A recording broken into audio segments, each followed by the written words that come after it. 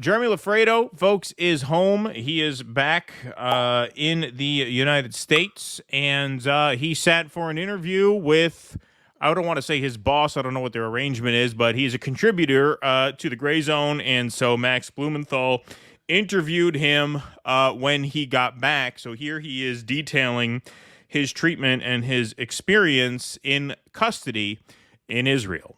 Well, in solitary confinement, there was probably maybe 150 prisoners that were in the jail with me. They were separated from me. They were all Palestinian. I was the only American. I was the only white person, from what I could tell. It was me and all Palestinians. And I was held in solitary confinement for 3 days. And I was given 1 cup of chocolate pudding over the course of 3 days. That was all the food I was given.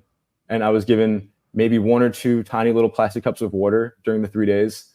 I would ask for more water. They would act like they did not hear me. I would ask for water, and then they would just say no. And at one point, the embassy apparently sent a social worker to check on me. And I thought, like, this is a great development. And someone's going to the U.S. embassy.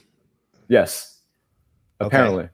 And this social worker were they American or Israeli or the social worker was Israeli, and the social worker introduced themselves. And I thought to myself, like, you know, a kind of a sigh of relief, like, okay, this person's at least going to give me water. And her first question was, why did you hurt Israel? You hurt Israel.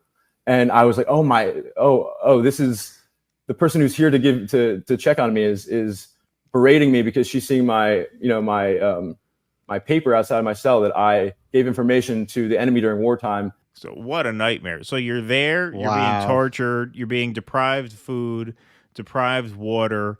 You hear the Americans have sent someone from the embassy to check on you. You think, okay, finally someone is going to help me out. Meanwhile, they send some shit-breathing Yenta to come in there and berate you even more. Why are you hurting Israel? Why did you hurt Israel? You hurt Israel. Chuck Schumer's sister-in-law. Why were you hurting Israel? Why'd you have to do this to Israel? Did you think what you did to Israel? God, as if that couldn't get even worse. It's not nice to be self-hating, mister. Yeah, exactly. Yeah, it's not nice to be self-hating. That's how you got in this mess. Wow.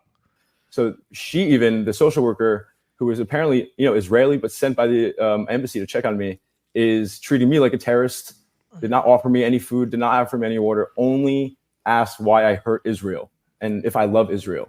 And this conversation is happening.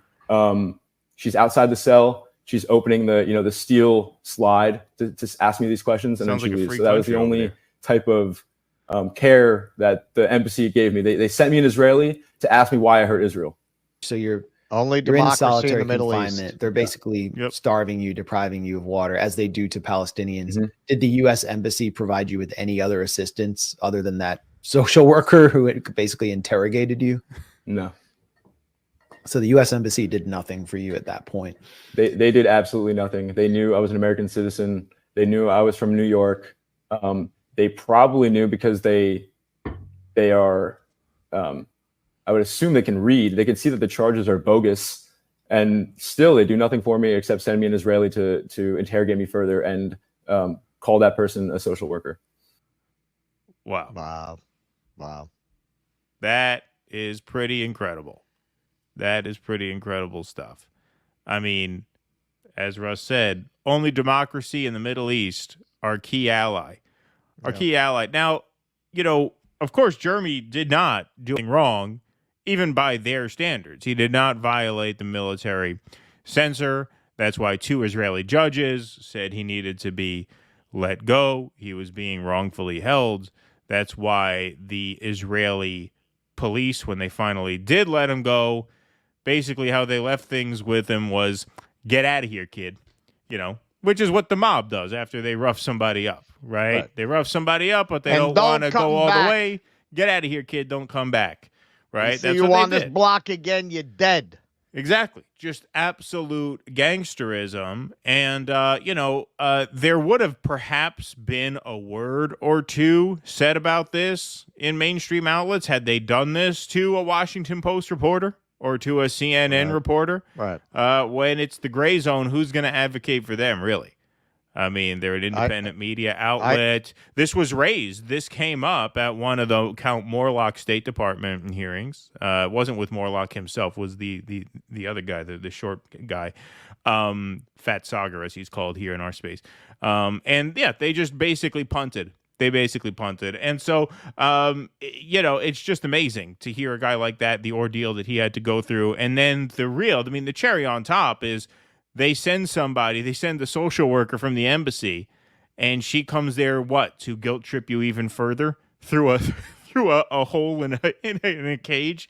Why did you hurt Israel? Yeah. Just a nightmare. Right, this reminds me of when I was in Hebrew school. I've told you this story. I liked Elvis.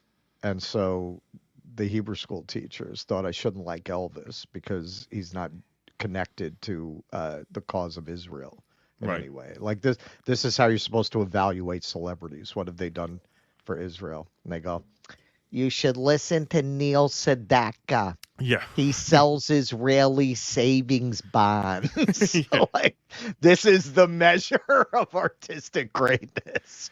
Right. He sells Israeli savings bonds. These people are just absolutely sick and deranged. And hey, he's a young guy in good health. He could do that 3 days, but you never know. You never know, man. What would they have done if he dropped dead? The United States, God forbid, the United States would do fucking nothing. Right. They do nothing. They'd say, this was a tragic incident. Yes, we're looking into it. That's what they would say. Israel's doing their own investigation. They'll get back to us. They're doing their own investigation. We're not sure who was responsible. They're questioning the guards who were holding him. They'll try to pass the buck vaguely, like, these a failure of management, logistics. Right. Yeah. Right. Exactly. And fortunately, he was in good enough shape because you could kill somebody not giving them water for 3 days. Oh yeah. Like 3 days is the accepted. Yeah, he said he had a small cup of water, and that was it. Yeah. And that was it. That's the accepted limit of what the human body can endure. 3 days without water. Right. It was right up to that limit. Yeah. Yeah, no, very, very dangerous stuff. Well, we're glad he's back to tell his story, and we should certainly hope that he makes the rounds. God bless him, man, because these guys all know the danger they're running. I mean, what happened to him, he's lucky. They'll shoot you. He knows that. He knows that when he goes over there reporting. He knows they'll snipe you and say, oh, no, there was a terrorist right behind him. Exactly. Yeah. Bounced off the floor. Off the floor. They meant to hit the floor. Yeah, you go over there as a reporter, you're in more danger than just about any other country, because when if something like this happens with countries that the United States is not completely giving a carte blanche to, that we have a hostile relationship with, you're going to have an issue with the United States if you whack a reporter. Israel's just completely unrestrained because they know there's no consequences at all. The media won't cover it. Very, very minimally. Please clap.